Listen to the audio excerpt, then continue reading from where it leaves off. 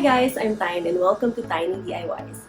This video will be slightly different because I'm not going to do crafts or home improvement. I am doing my hair. So this is the natural state of my hair.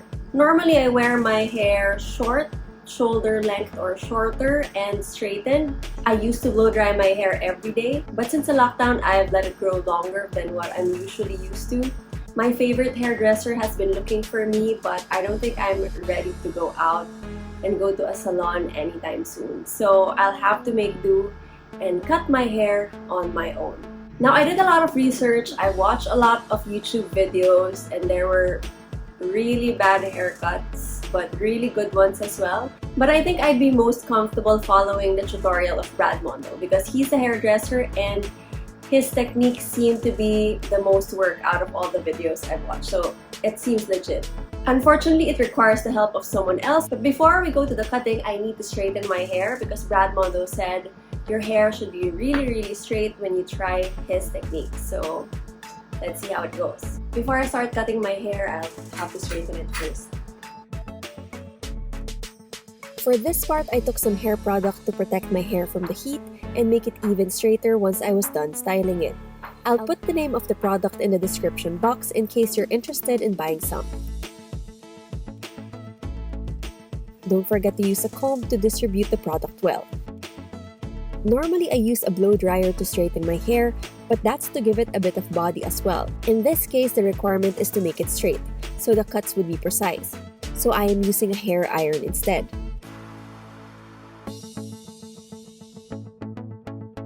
Since my hair is only slightly wavy, it took me a few minutes to get it straight.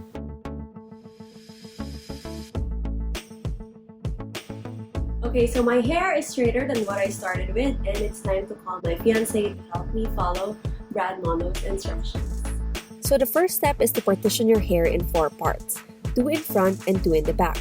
Tie each section with elastics, making sure to place the elastics where you want your hair to be cut. In my case, just a little bit below the shoulders. You can also add more partitions if you like. Make sure all elastics are on the same level or length.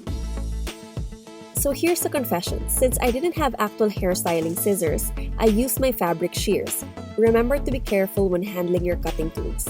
As advised by Brad Mondo, you need to do point cutting instead of cutting your hair horizontally. Point cutting should give the ends of your hair a bit of a blended effect, like the end of a round brush. After cutting off most of it, we did another round of point cutting to make the edges look more refined. We did that to the other sections as well. I really wanted to cut my own hair, so against my better judgment, I chopped off the last one, and it didn't turn out so well because I cut too close to the elastic.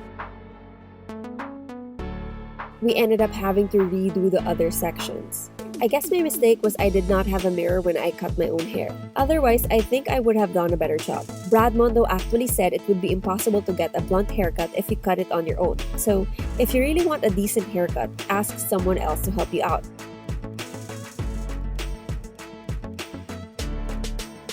And now it's time to see what my hair looks like.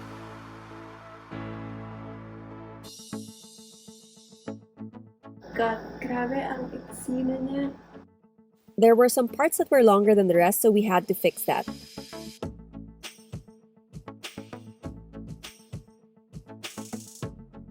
If you want the cut to be blunt, you can stop there. But if you want layers like me, you need to section your hair into 4 parts again. But this time, include only the upper half of your hair. Brad Mondo says you need to bring your hair up like this.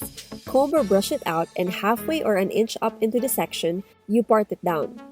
And then you just tie the upper section with an elastic. For this one, I think you really need someone to help you because it'll be hard to further part your hair, especially at the back. Once you have your hair in elastic bands, just let it drop on the sides. You don't have to worry about where to place the elastics since you'll just be focusing on the ends. In my case, I asked that only 1 inch of my hair be removed using point cutting. Finally, once done, you just remove the elastics and check out your layered hair.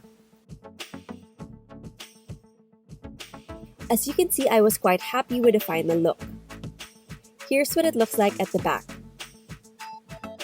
Now my only problem is how to remove the hair from my clothes and my furniture. So after an hour of tying and cutting my hair, this is the haircut that I have, and I am quite happy with it. I am very surprised that it actually looks this good. So Brad Mondo's tutorial is certified effective if you don't want to go out just yet and you want to try and cut your hair at home and you have someone to help you with.